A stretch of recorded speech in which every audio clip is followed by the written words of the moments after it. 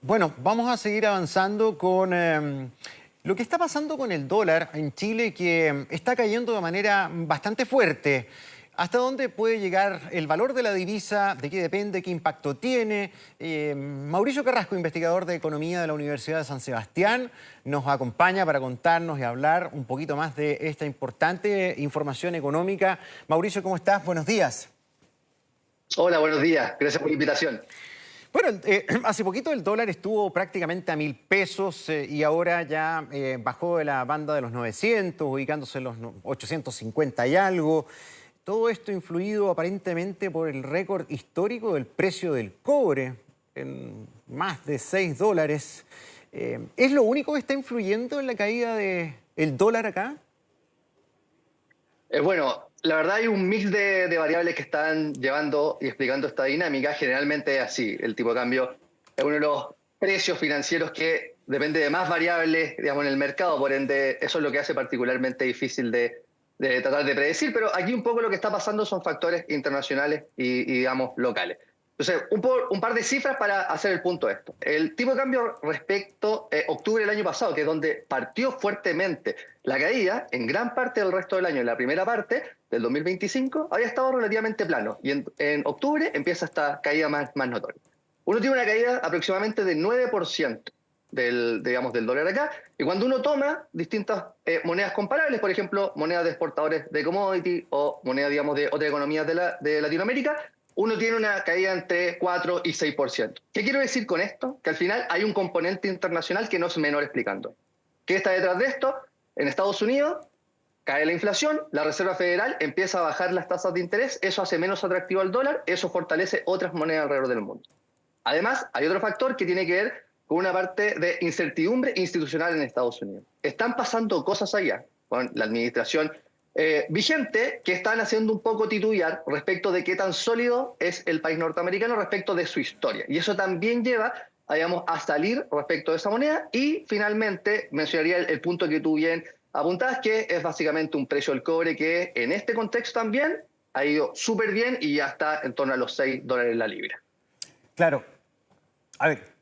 Cuán importante también, no solamente el alza del precio del cobre, que tiene su virtud para nosotros, en momentos en que, siempre los pesos son escasos para el fisco, pero por cada centavo de dólar que sube el valor del cobre son, ¿cuántos? $50 millones más, algo así, para las arcas fiscales, si no me equivoco, pero es un ingreso suculento de recursos para el Estado.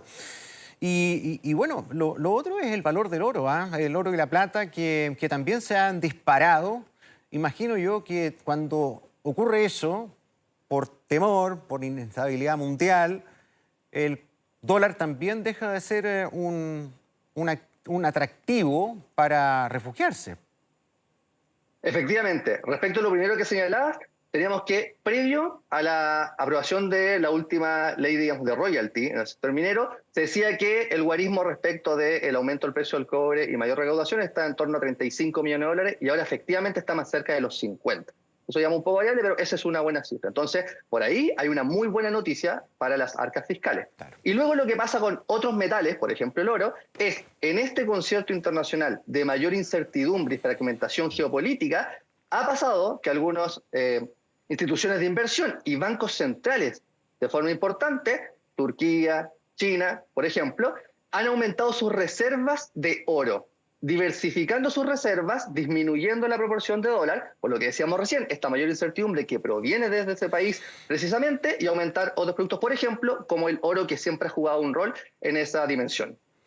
Claro, otra dimensión positiva que para nosotros, no para los exportadores, pero sí para la inmensa mayoría de Chile, que importa la mayoría de los bienes que se ofertan, ¿no?, para todos nosotros, es que bajando el dólar también bajan precios de muchas cosas. ¿Cuánto es el delay? ¿Cuánto es el espacio de tiempo para que el precio del dólar bajando o bajo se note en los precios de los comercios acá en nuestro país? Perfecto, esa es una muy buena e interesante pregunta y hay una heterogeneidad importante respecto a los distintos productos. En general, los estudios del Banco Central apuntan a que una disminución del dólar de 10% puede llegar a un punto menos de inflación en un periodo de 12 meses. Ese es el guarismo general. Ahora, eso esconde esta heterogeneidad que conversamos. Por ejemplo, en combustible suele ser más rápido. Y puede ser, digamos, que a los meses de febrero, marzo ya tengamos una disminución de alrededor de 20 pesos en cada mes si estas condiciones se sostuvieran. Luego, por ejemplo, si voy a comprar en el comercio electrónico, ¿cierto? Online, y yo importo directamente en dólares, eso directamente pega mi facturación, que también va a estar más baja. Ese efecto es directo, inmediato. Después hay otros bienes, por ejemplo, automóviles, electrónica, que se demora un poco más el traspaso. Claro. Puede ser 3 meses, 6 meses, porque básicamente sabemos que las empresas completan su stock con meses de anticipación y probablemente lo que está hoy día en venta fue importado a un precio que es mayor. Entonces, eso, digamos, efectivamente se termina materializando, pero con un tiempo que es más prolongado que estos otros bienes que hablábamos al inicio. Claro, ¿hasta dónde puede llegar el precio del dólar? ¿Eso es impredecible o hay determinadas bandas del precio que gatillan acciones, por ejemplo, del Banco Central o de los bancos centrales en el mundo, de salir a comprar dólares para estabilizar esto y al haber una demanda mayor, el precio se normaliza un poquitín? ¿A qué precio podríamos llegar? Perfecto. Ahí pasan dos cosas. Las dos cosas que tú señalas son ciertas. Primero, es muy difícil de predecir. Muy difícil. Y aquí creo que un tema, digamos, de educación financiera que siempre es sumamente importante resaltar, que debe ser de los precios más difíciles de predecir. Por ende, tratar de especular, llamémoslo así, no es fácil. Eso es lo primero. Ahora, lo segundo es que efectivamente hay un set de variables que uno tiene identificadas que te hablan respecto de la dirección que puede tomar el dólar. Eso es así. Por ejemplo, ya en meses anteriores, antes de estar en estos precios, ya habían muchos analistas diciendo que los distintos fundamentos, lo que estaba pasando en Estados Unidos, precio del cobre, incertidumbre, lo que ha pasado localmente también ha jugado un rol importante. Hemos tenido noticias en los últimos meses que apuntan quizá a un giro hacia medidas más pro mercado, se ha disminuido la incertidumbre, eso también favorece el valor del peso, decir que caiga el dólar acá. Por ende, uno sí puede decir cosas respecto a direcciones. Y ahí, básicamente, el precio que estaba ahora es lo que se venía diciendo hace un par de meses y pareciera ser que el dólar ya llegó a ese valor fundamental que se decía y deberíamos esperar noticias positivas adicionales para tener una caída quizá al rango de 800, 850, pero de nuevo, siempre con la máxima de hacer estas predicciones es sumamente complicado. Claro. ¿Cuánto influyen las decisiones de la Fed, de nuestro Banco Central, y cuánto impactan, por ejemplo, en estas variables con el precio del dólar? Hablo de la tasa de interés, ¿no? Perfecto, totalmente. Ahí pasa lo siguiente, el mecanismo es el siguiente. Tenemos el Banco Central de Estados Unidos, que es la Fed, ¿cierto?, que fija la tasa de interés para dicha economía. Y tenemos nuestro Banco Central que fija la tasa de interés para la nuestra. Y hay que verlo esto como una inversión. En la medida que una tasa de interés se eleva, es más alta, a mí me es más atractivo ir e invertir, pensémoslo como un depósito a plazo, ¿no? Si el depósito a plazo empieza a subir, a mí me interesa ir a ese depósito a plazo. Yo, para hacer un depósito a plazo en Estados Unidos, necesito dólares, y para un depósito a plazo en Chile necesito pesos, no de otra forma. Eso implica que, en la medida que un banco central suba la tasa de interés más que el otro, ese depósito a plazo, llamémoslo así, se hace más atractivo y eso va a llevar a que haya más demanda por dólares de chilenos que quieren tomar ese depósito a plazo afuera o bien de internacionales que quieran tomarlo acá. Y lo que ha estado pasando es que efectivamente el Banco Central ha estado bajando la tasa acá, pero Estados Unidos también la ha estado bajando. Y eso es básicamente lo que explica esta dinámica que ha ocurrido por el lado de las tasas de interés. Claro, esa es una cara de la moneda. Pero la otra es que mientras las tasas se mantienen altas, no se dinamiza mucho la economía porque el crédito también sigue caro, ¿o no? Efectivamente. Y ahí yo creo que eso es un punto que yo creo que es muy importante. Mi impresión es que respecto a lo que está pasando, hablamos al principio que hay una parte importante que es internacional, pero hay una parte también no menor que es local, que tiene que ver con esto que hablamos de reducción de incertidumbre, mejores expectativas. Ahora bien, esas expectativas se tienen que materializar. Y hasta ahora hemos tenido algunas señales positivas, pero efectivamente hay buenas perspectivas, pero tiene que llegar, digamos, eso para darse. Si no, efectivamente eso podría jugar en contra del movimiento del tipo de cambio y podríamos tener un aumento del precio del dólar eventualmente. Claro.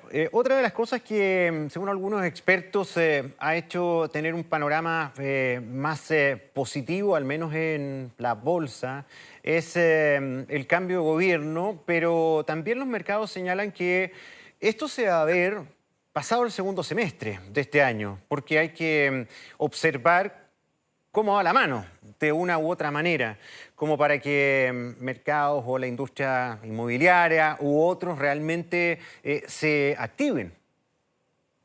Totalmente de acuerdo en eso.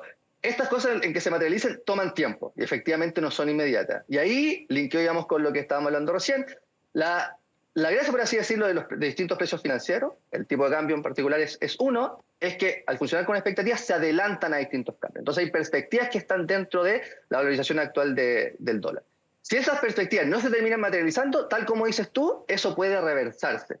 Porque estos precios financieros en particular no esperan a que las cosas pasen. Es como compra con el rumor y vende con la noticia, ¿no? Eso es como una de las típicas máximas que se suele decir en finanzas. Entonces, tal como dices tú, hay que esperar, se tienen que ir dando señales, va a ser importante que eso pase y eso efectivamente ya está golpeando positivamente en términos de perspectiva, en términos de tipo de cambio, en términos de perspectivas de crecimiento que también han ido mejorando. Claro, bueno, evidentemente a los que tienen ahorrados algunos billetitos de dólares es mejor esperar. Es mejor esperar a ver qué pasa para hacer el cambio, ¿no? Porque hoy día sería perder plata. El tema es que las señales que está dando Estados Unidos, sobre todo en materia de orden mundial, no son muy halagüeñas, muy tranquilizadoras. Pues sale Venezuela y ahora manda la flota al Medio Oriente. Hay alto riesgo de que ahí escale un conflicto complicado.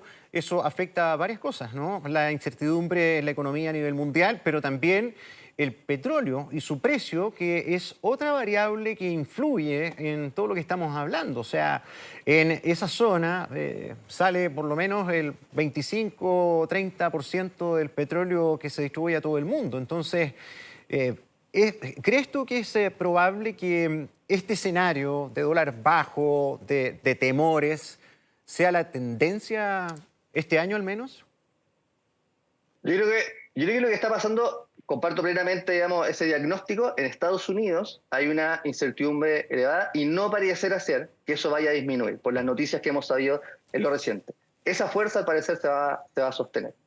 Por ende, yo creo que eso efectivamente va a seguir presionando que el dólar en el mundo vaya perdiendo fuerza y favoreciendo otras monedas, como puede ser el dólar. Ahora bien, como decíamos al principio, esto es complicado para sumar un pelo a la sopa. Hay un punto que tiene que ver con el cobre, que hay una discusión importante al respecto, de que parte de lo que está detrás, y el Banco Central se ha dado un análisis bien interesante al respecto, tiene que ver con disrupciones de oferta, es decir, mineras que han tenido dificultades para producir. Hay también un tema financiero, el cobre también se utiliza como un activo financiero, pero una de las interrogantes más grandes que hay tiene que ver con la inteligencia artificial. Hay un boom importante por ese lado que lleva mayor inversión. Esa inversión en temas de infraestructura física requiere cobre y eso ha estado fuertemente impulsando el precio del cobre. Ahora bien, hay una discusión en el mundo respecto de qué tan sostenible es lo que está pasando con la inteligencia artificial. Si hay un boom que no es justificado o bien efectivamente se está sosteniendo. Hasta ahora está ganando esta segunda hipótesis. Pero, de nuevo... Mauricio, perdón de la ignorancia, pero ¿me puedes explicar un poquito más y detenernos cuál es la relación de la inteligencia artificial con el cobre? Perfecto. Dame un ejemplo así súper práctico para entenderlo, por favor. Perfecto. La inteligencia artificial para desarrollarse requiere mucha infraestructura en términos de data centers, por ejemplo. Entonces, construir muchos de estos data centers que sean capaces de sostener la infraestructura que requiere para el funcionamiento, con la gran aplicación y masividad que sabemos nosotros que se está implementando esta herramienta, requiere construir varios de estos data centers. Claro. Y eso requiere cobre. Entonces, eso, así como no es todavía de la magnitud que fue al principio de los 2000, ¿cierto? Cuando China sale al mundo y empieza a urbanizar todo el país, es una demanda muy grande. Aquí es algo similar, si bien a menor escala, pero ha jugado un rol importante. En eso hay dudas respecto a qué tan sostenible va a ser, en el sentido de que se pueda esperar por los próximos, llamémoslo, 5 años, este boom puede hacer efectivamente materializarse de la forma que se está esperando hoy día. Esto es una noticia en desarrollo. Hay mucha discusión internacional al respecto. Hasta ahora, como te comentaba, gana esta segunda hipótesis de que efectivamente esto sería sostenible y parte de eso es lo que mantiene el precio del cobre arriba. Pero si tuviésemos noticias que eso no es, efectivamente es una fuerza que actúa en contra del precio del cobre y por ende hacia el alza en el tipo de cambio, es decir, el precio del dólar acá en Chile. Bueno, Mauricio Carrasco, muchísimas gracias por acompañarnos esta mañana para comprender un poquito más lo que está pasando en el panorama económico, sobre todo con esta caída del precio del dólar. Gracias, Mauricio, que tengas muy buen día. Gracias a ustedes también.